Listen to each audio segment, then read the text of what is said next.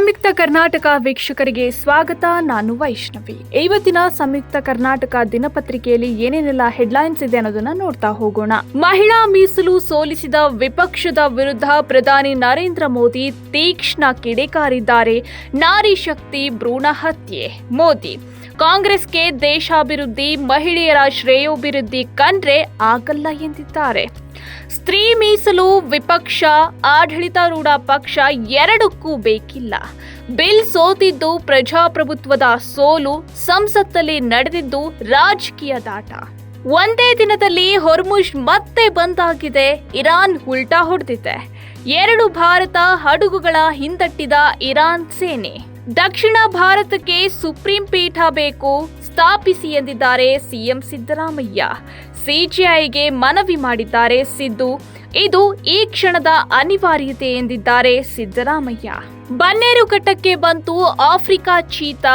2 ಹೆಣ್ಣು ಸೇರಿ 4 ಚೀತಾಗಳು. 30 ದಿನ ಚೀತಾಗಳ ಕ್ವಾರಂಟೈನ್ ಮಾಡಲಾಗುತ್ತದೆ. ಮಹಿಳೆಯರಿಗೆ ಕಾಂಗ್ರೆಸ್ನಿಂದ ದ್ರೋಹ ಆಗ್ತಿದೆ ಎಂದು ಅಶೋಕ್ ಕಿಡಿಕಾರಿದ್ದಾರೆ. ಮುಂದಿನ ಚುನಾವಣೆಯಲ್ಲಿ ಕೈಗೆ ಜನ ತಕ್ಕ ಪಾಠ ಕಲಿಸಲಿದ್ದಾರೆ. ಜಿಬಿಎ ಚುನಾವಣೆಗೂ ಮುನ್ನ ತೆರಿಗೆ ಹೊರೆ. ತಿಂಡಿಗೆ ನೀರಿಗೆ ರಾತ್ರಿ ಪೂರ ಜಾಗರಣೆ. ನಡು ರಾತ್ರಿ ಅರ್ಧ ಗಂಟೆ ಮಾತ್ರ ನೀರು ಬರುತ್ತೆ. ನೀರು ಬರಲ್ಲ, ಬಿಲ್ ಬರೋದು ನಿಂತಿಲ್ಲ. ಸಾರ್ವಜನಿಕ ಸ್ಥಳದಲ್ಲಿ ಮನೆಯ ಕಸ ಸುರಿದ್ರೆ 500 ರೂಪಾಯಿ ದಂಡ ವಿಧಿಸಲಾಗುತ್ತದೆ ಎಂದು ಎಚ್ಚರಿಕೆ ಕೊಟ್ಟಿದ್ದಾರೆ. ಪುರಸಭೆಯಿಂದ ಬರುವ ವಾಹನಕ್ಕೆ ಕಸ ಹಾಕಿ. ಬಿಡದಿ ಸೊಸೈಟಿ ಅಧ್ಯಕ್ಷ ಸ್ಥಾನಕ್ಕೆ ಪ್ರಬಲ ಪೈಪೋಟಿ. ಯಾರು ಹಿತವರು ಈ ಮೂವರೊಳಗೆ?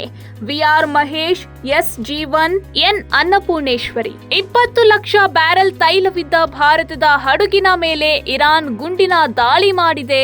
ಭಾರತದ 2 ನೌಕೆ ಮೇಲೆ ಇರಾನ್ ಅಟ್ಯಾಕ್. ಯೂಟರ್ನ್ ಹೊಡೆದಿದೆ ಇರಾನ್. ಶತ್ರುವಿಗೆ ಸೋಲಿನ ಕಹಿ ಉಣಿಸಲು ಇರಾನ್ ಸನ್ನದ್ಧವಾಗಿದೆ. ಮುಷ್ತಾಬಾ ಕಿಡಿಕಾರಿದ್ದಾರೆ. ಹೊರ್ಮುಜ್ ಬಂದ್ ಮಾಡಿದ ಬೆನ್ನಲ್ಲೇ ಸುಪ್ರೀಂ ಲೀಡರ್ ಅಬ್ಬರ. ವಿಶ್ವಸಂಸ್ಥೆ ಪಡೆಯ ಮೇಲೂ ಹೆಬ್ಜುಲ್ಲಾದಲ್ಲಿ ದಾಳಿ. ಫ್ರೆಂಚ್ ತುಕಡಿಯ ಓರ್ವ ಸೈನಿಕ ದಾಳಿಗೆ ಬಲಿ. 3 ಗಾಯವಾಗಿದೆ. ಸಂಸತ್ತಲ್ಲಿ ಮೊದಲ ಸಲ ಪೂರ್ಣ ವಂದೇ ಮಾತರಂ ಗೀತೆ ಗಾಯನ.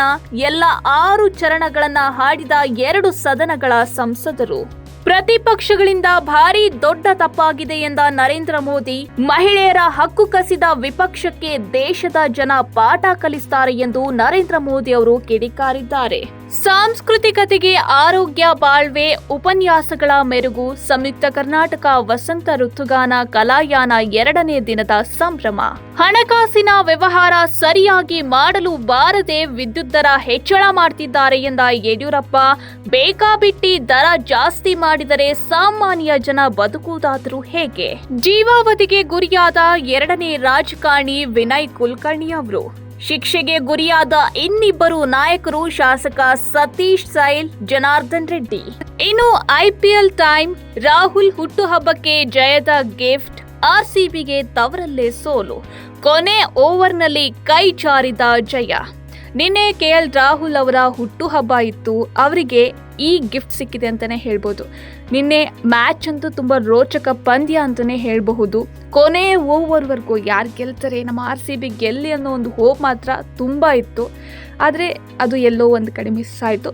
ಬಟ್ ಪರವಾಗಿಲ್ಲ, ಮುಂದಿನ ಮ್ಯಾಚ್ ನಮ್ಮ ಆರ್ಸಿಬಿ ಗೆಲ್ಲಿ. ಈ ಸಲ ಕಪ್ ನಮ್ದೇ.